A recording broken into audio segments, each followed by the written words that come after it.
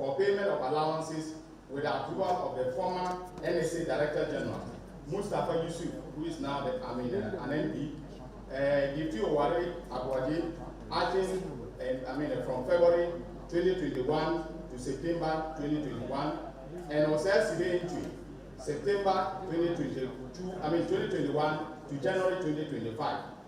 Without their explicit authority, nothing was possible. In other words, all these transfers could not have taken place without the authorization of the Chief Executive Officer and or the Director General, depending on the nomenclature that was used to describe their roles. In the 2022-2023 service year, a total of 8,256,000 Ghana cedis was deposited into an Eastwich account number 1177042059, which is registered in the name of suspect Ose Asibe. Investigations show that he personally received these funds. During a search at his residence, the aforementioned Eastwich card was found, and we intend to tender it in evidence during the course.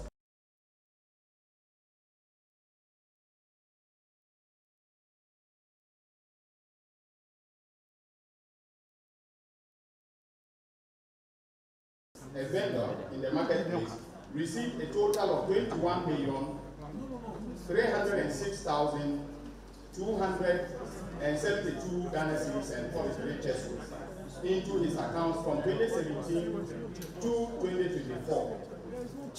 Suspect Rose Hamilton of Marine Ventures received a total of 50,750,923 Ghana cedis, 15 pesos into her account from 2017 to 2024.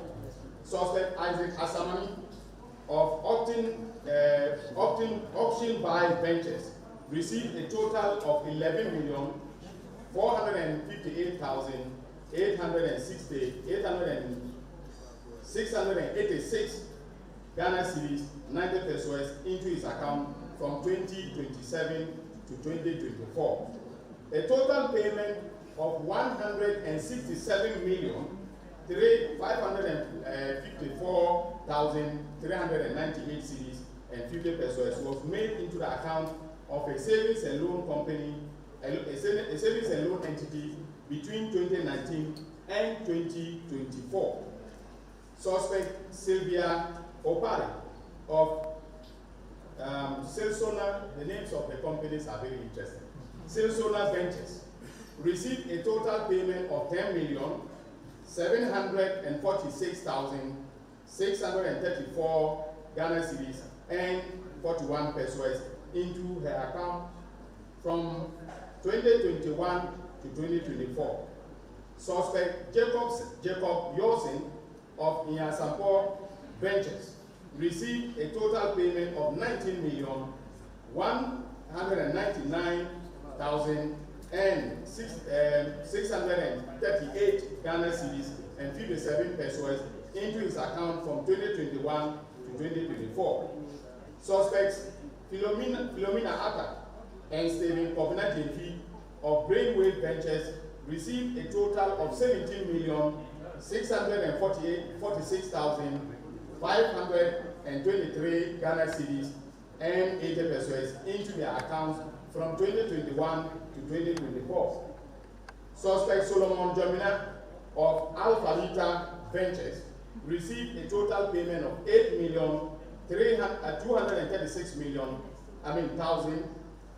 19 cedis and 67 pesos into his account from 2021 to 2024. Suspect Charles Ayine of GH Ohetek Ventures received a total payment of 14,235,118 Ghana cedis and 14 pesos into his account from 2022 to 2024. Suspect Kweku Opari Agofa and Prince Agofa Awoku of Fralisa Ventures received a total payment of 9,011,164 and 35 Ghana cedis into their accounts from 2023 to 2024. However, none of the aforementioned vendors provided evidence to the investigative team or to myself to prove that the amounts of money they received corresponded to the items supplied or the loans supposedly made to the national service personnel. Ladies and gentlemen of the media and my fellow countrymen and women, having concluded our investigations, we'll be filing charges against 12 suspects who work as directors and staff of the NSA. I've already listed them, but for the abundance of doubt, let me mention them again.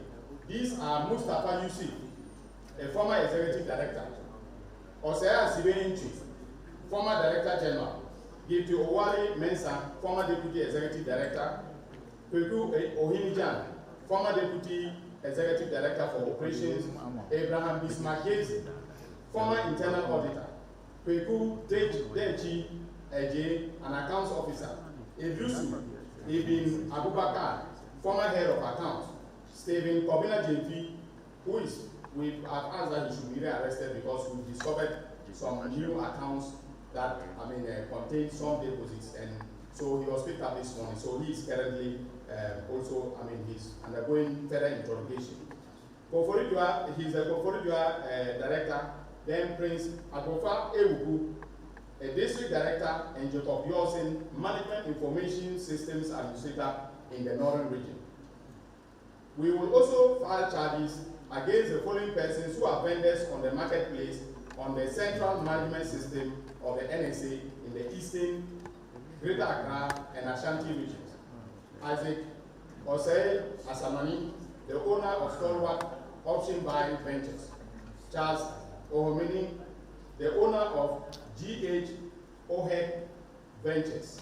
Philomena Aka, the owner of Brainwave Ventures. Rose Hamilton, the owner of Marine Ventures. Kweku Pare Agofa, the owner of Franlisa Ventures. Solomon Jamina, the owner of Afarita Ventures. Haruna Maulaya, the owner of Alfaida Enterprise.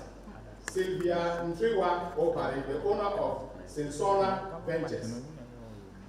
And then Peter Mensah, a legal practitioner and the husband of Gifty Owari Mensah. We have made the decision to enter into non-prosecution agreements with some of the persons who were involved in this criminal testimonies as witnesses for the president as part of the NPA, that is a non-prosecution agreement. Because this is going to inure to the efficiency to take decisions that will inure to the benefit of the Republic. And we have decided in the office, together with the investigators, that some of the marketplace vendors and some other directors and staff who came to us may be serving as prosecution witnesses. Some of them offered to be prosecution witnesses, and we rejected their offers. They came, met with my deputy, we evaluated the evidence and thought that it would be inimical to the entire prosecutorial enterprise if we accepted their offers to serve as prosecution witnesses. So, given the numbers that we're offering to serve as witnesses, it can tell you where we are headed with this investigation. And when the trial starts, with this prosecution, when the trial starts, you'll get to know the evidence that we have meticulously gathered from February, when I took over the oral report and handed them over to NIB to the president. Having provided this factual background, our position is clear that these persons are reasonably suspected to have committed crimes and shall be charged accordingly with the following crimes: stealing, contrary to section 1241 of the Criminal Offences Act 1960 at 29. Conspiracy to steal, contrary to sections 23.1 and 124.1 of the Criminal and Other Offences Act. Willfully causing financial loss to the state, contrary to section 179A3A of the Criminal and Other Offences Act. Using public office for profit, contrary to section 179CA of the Criminal and Other Offences Act.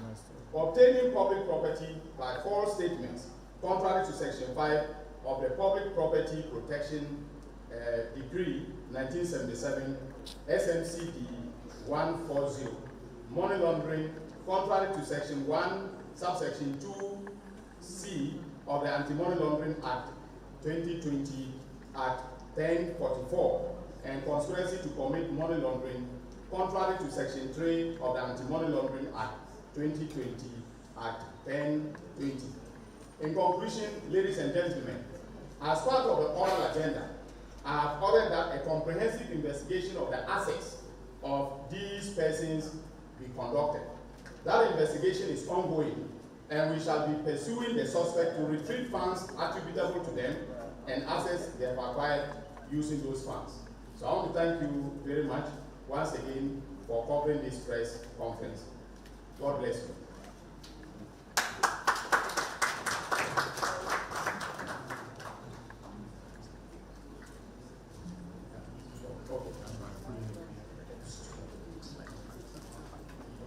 Thank you very much, Honorable Attorney. The floor is now open for some questions from members of the media.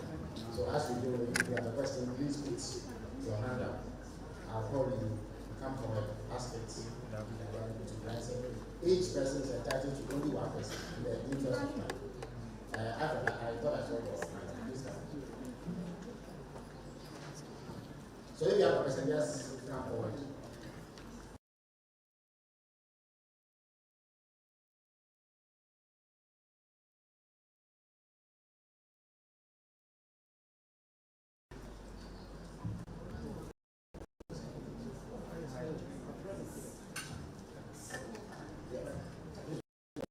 Thank you.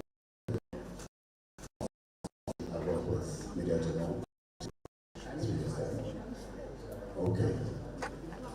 First off, you earlier mentioned at the previous conference that there was a member of parliament who was contracted to, as it were, kill the story of this NSS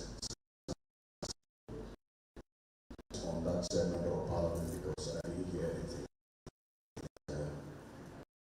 today. And the second, I get the point that you have put together all of these persons as well. Any indication of prosecution? Thank you. Thank you very much. There was a second gentleman. Yes. Please step forward. All right. My name is Joe. I work with the Tobago Media Group, Play TV. Alfred asked my first question to do with when I'm going to see them being charged.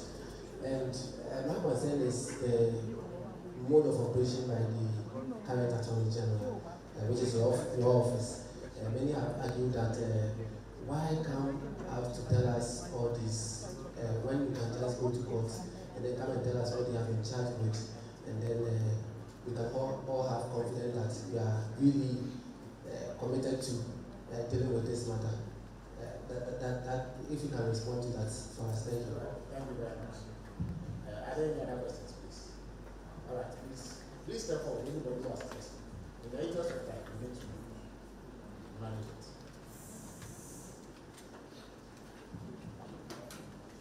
Thank you very much. My name is Mutala Ibusa. I work with DIB Network, GH1 TV, and Star FM. Honorable, my question is in respect of those suspects that we decided to accept their proposals and those that we do not accept.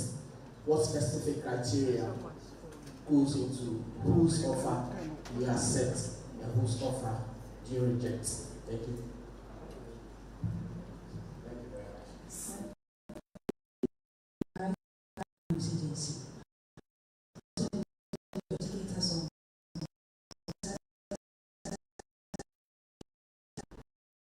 Plea bargaining agreement. Thank you very much. Thank you very much.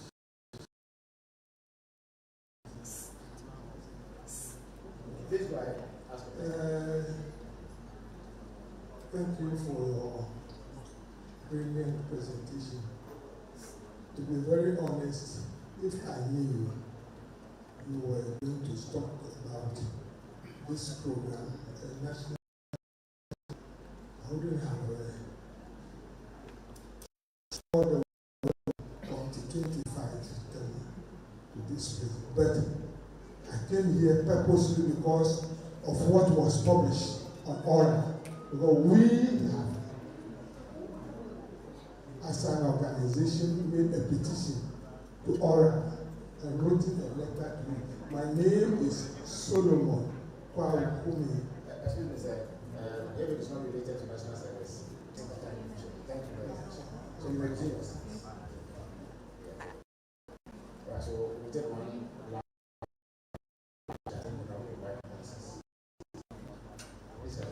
Thank you very much. My name is Dominic from CTFM Channel TV. In February this year, the President mentioned that the assets of suspects in the scandal had been frozen. In this very press briefing, he mentioned that their assets will be conclusion. I want updates. Indeed, their assets are frozen, or whether they are still just their financial flow. Thank you. So we are telling you how we'll answer these questions.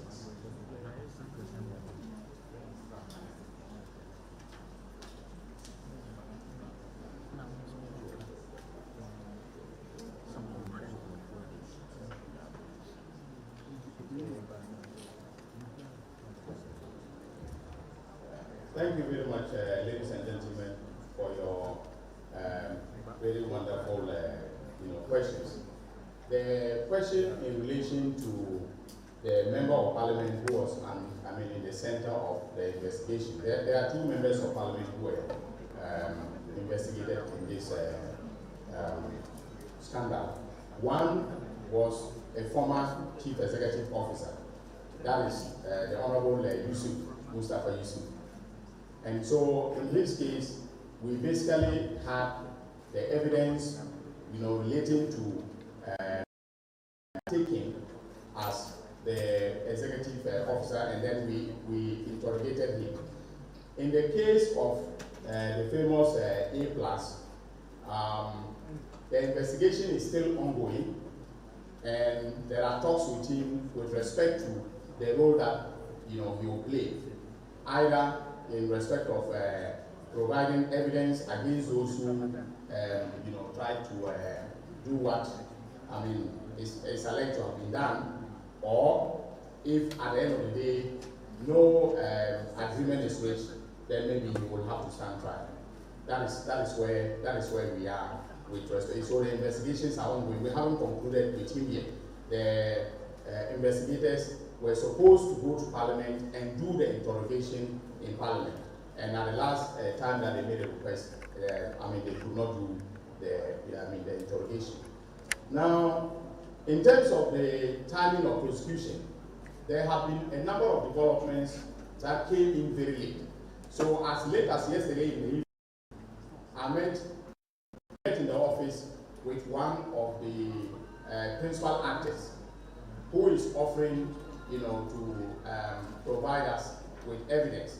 In other words, the person wants a non-prosecution, agreement. So we've asked that the lawyer she should go, and she and the lawyers should go and then bring the proposal for us to examine and then see what what can be done. Okay, so we are thinking that in the next 2 weeks we will be able to evaluate all of those proposals, including the fact that suspect JP was rearrested. We will have to look into the account, and then in the next 2 weeks deal with all those. By the first week of July, we should be filing charges against them. Now, someone asked why the press briefing. This is a perennial question that I get all the time. The detractors of oral, that is those who do not want or are not enamored of the oral agenda, would usually say that this is persecution, a persecution of the suspects in the media, or prosecution of the suspects in the media. Now, the United States of America is one of the world's oldest democracy. Okay, and U.S. prosecutors, district attorneys, or even the Attorney General of the United States of America do investigation they brief the press on their findings. They file the charges and come out of the courtroom. I mean, there is nothing absolutely. So those who think that accounting to the people, if you look at the meaning of the word accountability simply means to explain one's actions. So we have a duty to account to the people of this country. And so when I'm taking prosecutorial decisions, I need to account to the people of our country for the decision. So this is the whole essence of the exercise, and especially within the context of order. We don't want any situation where we file charges and then we are being told that we have just decided to persecute people because of their political leanings. All I have done, I have not mentioned or connected any political party to the actions of the people that I arrest. Okay, so the idea of doing this is not in order to make any political party look bad or any faction in our Ghanaian politics look bad. What we are doing is to account, and it doesn't matter how many times it is said. Account to the people of this country through the press briefings that the press engagements that we do from time to time. Then, what are the criteria for an MP? And then somebody asked, what is the difference between an MP, a non-prosecution agreement, and a plea bargain? A non-prosecution agreement is an aspect of the plea bargain. A plea bargain is simply a negotiation between the prosecutor and a person suspected of the commission of a crime, okay, that may turn out to achieve a number of objectives. Okay, so sometimes you drop the charges in exchange for the payment of a fine or a penalty. Sometimes you drop the charges so that that person will serve, and because the person was proximate to the commission of the crime, they will have information that is compelling enough to prove your charges for you. All right. So we do plea bargaining, and one of the outcomes of a plea bargain may be an NPA, that is a non-prosecution agreement. Okay. So that means that when we sign the non-prosecution agreement, we usually would immunize that person, grant that person indemnity from prosecution on certain conditions, or sometimes unconditionally. Okay, so it is guided by some considerations in the context of the prosecution itself or the criminal justice system. And by the way, in Ghana we have the Plea Bargain Act, which is an amendment to Act 10 that allows the Attorney General to enter a public. I have never. Okay, and I want to repeat that. I have never approached anybody who is under prosecution now or who will be prosecuted for a plea deal. I've seen on social media allegations that I charge someone and then subsequently I'm asking the person for a plea. I'm always in my office to send people to come to me and then seek audience as to whether I am amenable to a plea deal. All right. At the time that the plea deal, we normally don't announce it, to the public. So that is what a plea is, and then the MPA can be a result of plea negotiations. To what His Excellency the President said regarding the freezing of assets. What we froze were their bank accounts. All right? What we froze were their bank accounts. Okay? But they may have other assets, such as houses, okay, apartment blocks, cars, and so on. Okay? Those are the subject matter of the investigation that is taking place now. And as I said in the first press conference, which was on the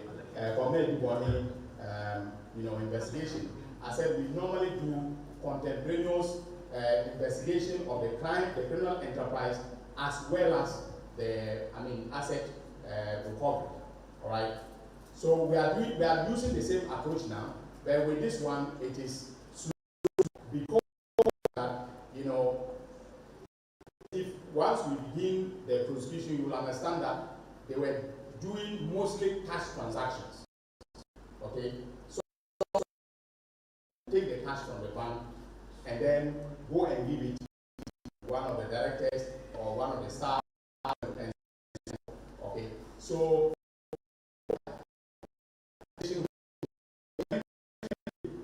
was very easy, and you know, assets that the person owned, because some of them were owned by his companies and so on.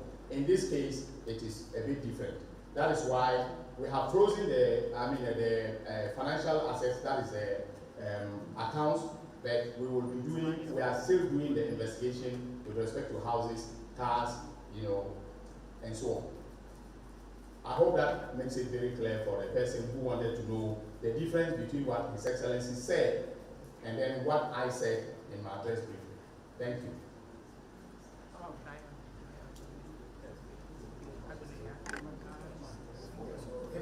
Please come forward. If there are any other questions, we'll take the question, after which we'll go on to the other session. So please identify yourself. My name is Clement from the Fourth Estate. Clement and Okumsa from the Fourth Estate. The team want to find out, during our investigations, management said it's only Ghana card that can be used to validate the national service personnel on their platform. It appears the platform was easily manipulated and the ghost names were uploaded. We want to find out in your prosecution, are those the developments of the platform part of which you are prosecuting? Are there any other questions, please?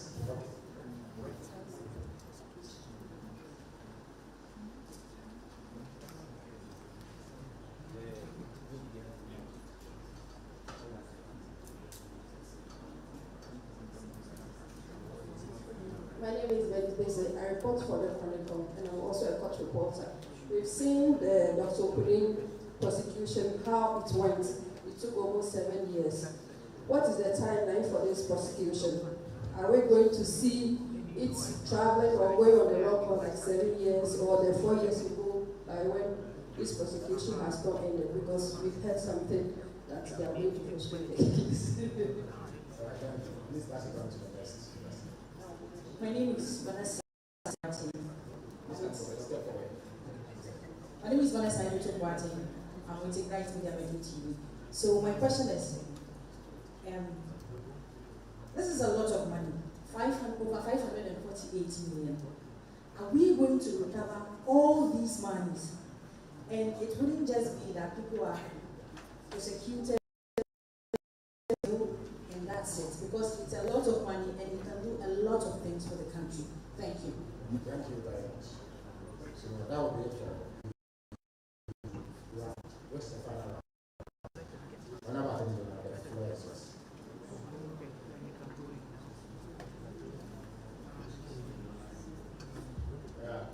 Thank you very much for the questions. The first one relates to the IT system and its vulnerability to manipulation. You are right about the IT system. From all that we have gathered, is very, vulnerable and has been manipulated to foster the criminal enterprise that I am describing today. Now, whether the IT, the developer, is for me it's not a question that we should be asking. The reason is simply because it's a contractual issue. Okay, so they have developed a system. If there are vulnerabilities in the system or it is deficient and is not fit for purpose, that's a contractual issue, and we can take that up. Sue them because the system was for purpose. In the course of that, we discover, for instance, that they deliberately set related in this. Say that they are accomplices, okay, but in the circumstances, who were the ones who manipulated the system for purposes of fostering the ones that we are concentrating now. Then the timeline for prosecution. Well, I have my prosecutorial plan laid out, okay? And I'm keenly aware of what defense lawyers can do, okay? I was for many years a defense lawyer myself, so I know their tricks. All right, if you remember the famous Tagore case, the one who freed Tagore together with Kisi Adjabin from prison. So I know what to look for, what defense to look for. You know, I mean, any prosecution. If you picked up, thank you that they say that they and their lawyers will frustrate me. I have plans in place to avoid frustration. Okay? I know what I am doing with my able deputy.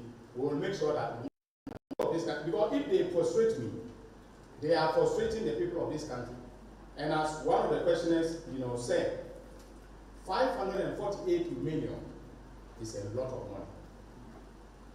In fact, the president is thinking of a Accra-Kumasi expressway that will make it possible for, commuters to travel within, an hour to Kumasi. That 548 million could have built that expressway. So yes, it is a lot of money, and that is why we are going to take the prosecution really very seriously. Look, if you have had 8 million Ghana cedis lodged into your account from public funds, you frustrate the prosecutor, how are you going to do that? Supposing he didn't know, that's a different matter altogether. Or if you have your companies and public monies are flowing through your companies, and you cannot tell the prosecutor why those monies were being transferred to your company and they were being used for private purposes, and you say you frustrate the prosecutor. Well, they should come with all the technicalities in the world. We are waiting for them. We are waiting for them in the courtroom. This is going to be a different ball game altogether. I'm not bragging, but it's going to be a different ball game altogether. So we will do our best, and thereafter, as for recovery, it's an integral part of our strategy. Recovery is an integral part of our strategy. All right. The meaning of oral is Operation Recover All Loot. And so once we institute a prosecution in the context of oral, recovery is an integral part. Let's leave any stone unturned. Can we recover everything? We may not be able to recover everything, but we will certainly recover funds for this republic and for public use. So I thank you very much. God bless all of you, and express briefing.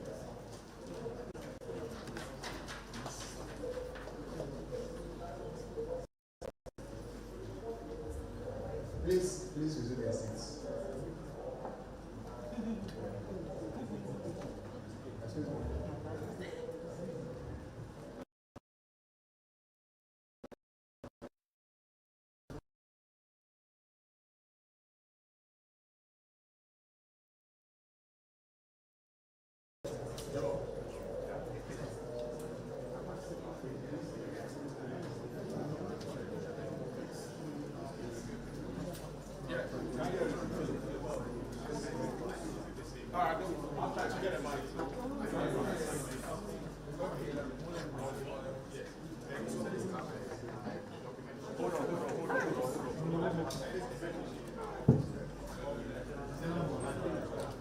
Joe.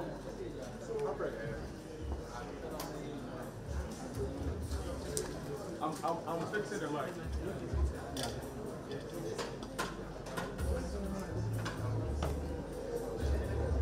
That's it. Can you hear the mic? The mic is also on your car.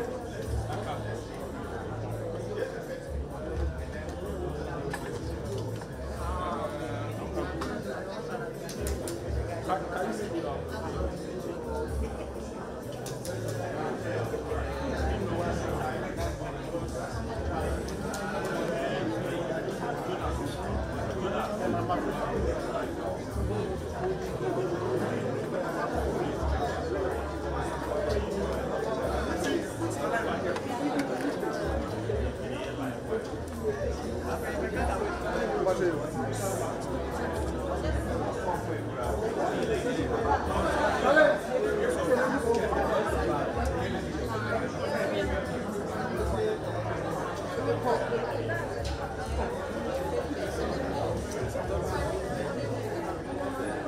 Everybody come here.